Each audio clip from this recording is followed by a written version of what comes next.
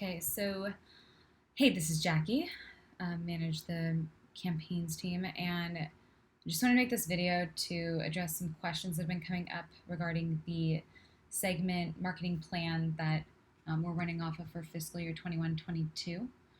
There've been a lot of questions, and I'm like, how is the best way to communicate this? Because there's so much included in these slides, but what are some critical pieces beyond the specific strategies based on segment are the newer North Star metrics, as well as kind of the first principles must-dos, which I think there have been some updates recently, but I'm just going to kind of talk through my interpretation of the segment plan and what this means for us, specifically in the changes as relates to campaign managers and field marketers. So this is my first go at diagramming the setup, and I anticipate that this, as we work together, as we collaborate and plan along the new segment marketing plan, that this will need to be updated. But I just wanted to address some of the most common questions, one of which has definitely been, where are the handoff points? What are the lines between what each team does? What tactics does each team own?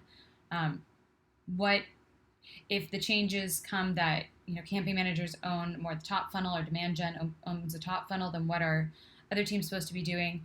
And I would kind of reframe some of these questions to be more, how do we work together in this new strategy, and what part do each of us play in this critical full funnel path? So I'd love for us to all rally around this idea also of kind of a tactic agnostic approach. I've heard positive feedback from other managers and other teams about this as well, but thinking less along the lines of this team does this tactic and this team does this tactic, and think more about which tactics best support the movement at different parts of the funnel. So again, I'm just going to start by sharing this diagram a little bit. It's not perfect by any means, but it does, I think, illustrate most channels and tactics as aligned to the funnel, kind of giving a more visual representation of how things fit together. And one of the biggest challenges, one of the biggest changes in this strategy that I think we need to recognize is that historically we've been really focused on the top funnel, everything driving the MQL. MQL has, for the most part, been our key metric that we track to. And what this plan gives us the opportunity to do is instead focus on campaigns and tactics addressing the whole funnel and helping progress buyers to pipeline and to closed won revenue. So instead of just focusing up here on a lot of tactics and all of the channels that drive to these different tactics, really bringing in those later stage funnel tactics that will help progress leads from MQL to SAO and assist to SDRs, as well as SAO to closed won, and working closely with sales. So I've jotted a few things down here, but there are so many exciting and critical tactics that can be implemented in the later stages of the funnel. And it really is a green field of opportunity for us to jump on, because we haven't done many of these. If we have, they haven't prescriptively been written into a plan. So this is something that we can rally around together and build that really cohesive flow from the time that somebody sees an ad or sees a social post and lands on the website, to engaging them with the right content, helping to convert them with the right offer, educating them through our nurtures and retargeting and some of these other tactics and channels, and then progressing them once they've shown interest in MQL. How do we, from the buyer's perspective, what would be the best offer to help them move from an MQL to an SAO, or SAO to closed won, and really crispen up what that message is, what those offers are, and see what's working. It's a great opportunity for us to do more testing and to implement some of these tactics that we've never done before.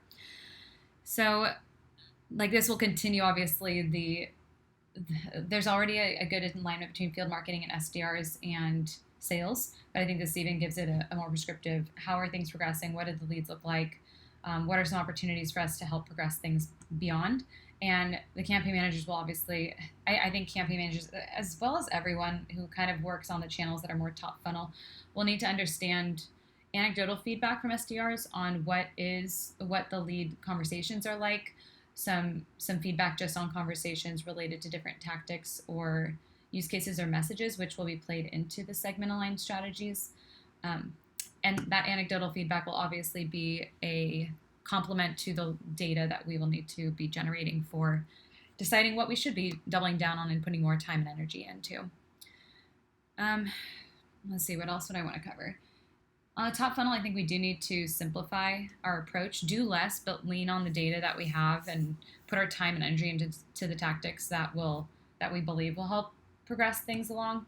But again, I think doing less and really focusing in on less tactics, but maybe thinking about it more from the buyer perspective will help us.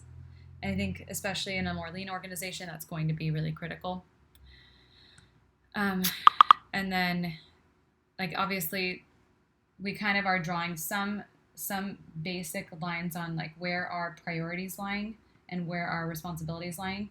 But in all honesty, I kind of don't want to have lines between anything, because this strategy shouldn't be made in a vacuum. Each team should be working together, and this isn't just field marketing and campaign managers and digital marketing, growth marketing, and everyone focused on the website and the different channels, but really everyone cohesively thinking about the content that it takes to get this to work, and making sure that everything we're doing has an impact on the segment marketing plan, I guess, is kind of what I'm thinking. But again, the goal at the end of the day is to have a cohesive full funnel marketing plan with content that aligns to the segments and the buyer and the personas. And that's where a strong alignment across all of marketing and beyond to SDRs and sales is super important. Everyone plays like a really critical role in making this work, and it's going to obviously take some time to organize, to get aligned on this plan, and to be running all together in the same direction. So I'm kind of just brain dumping what I've been thinking about over the past couple of weeks, but I'd love to hear questions, comments, feedback. Like, is that what your interpretation is? What are things that would help us better align and better collaborate, and be very just open and transparent with each other and build the connections that will help us lead to that really ideal full funnel marketing plan.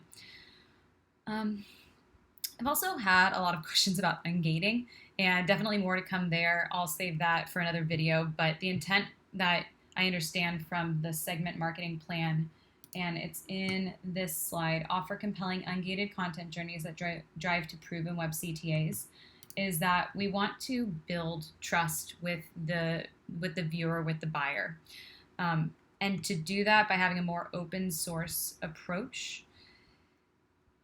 the intent would be to ungate so that we can build that trust and they can be binging on the content and have like kind of rephrased to make sure that we have a really compelling persona-based content journey prescriptively written out, and then use proven CTAs, some of those being trial, webcasts, demos, to convert them and then carry them through the nurture and beyond. We really need to double down on the email marketing piece of this. We have a lot of opportunity to improve our automation and let the marketing automation that is Marketo do the work for us, and then optimize from the reports that we see through those tactics. Let's see. Obviously, there's going to be a lot of testing that needs to take place, and another shift that I don't think we've fully exemplified in the past would be the MVC quick optimization testing, and that's going to be a big part of this shift as well. Get things into play, have them run, review the results, test, optimize, draw hypotheses from the reports and the results, and then play that into further optimization of what we're doing across the whole funnel, and really sharing with each other those reports and those findings so that we as a marketing team can be stronger together. Communication is a huge priority for me, obviously, as relates to the ungating, because that is something that's kind of in my wheelhouse. I'm not going to be just removing landing pages in any way, so that's not something to be concerned about. But Epic, let's see, what Epic is it? Have it open somewhere. Epic 1432 is the best location to find kind of the strategy steps for the ungated content journey.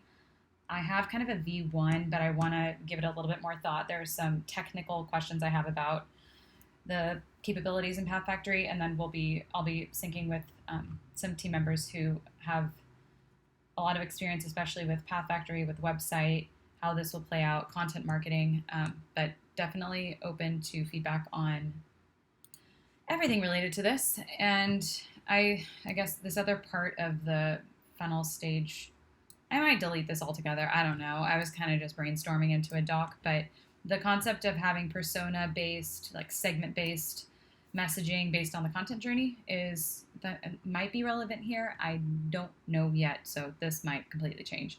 But just wanted to remind us of the overarching strategies for large, mid-market, and SMB are different. Large being aim high, land low. Aim at high propensity accounts, land low in the account. So individual contributors are going to be a key audience that we are targeting in the large segment.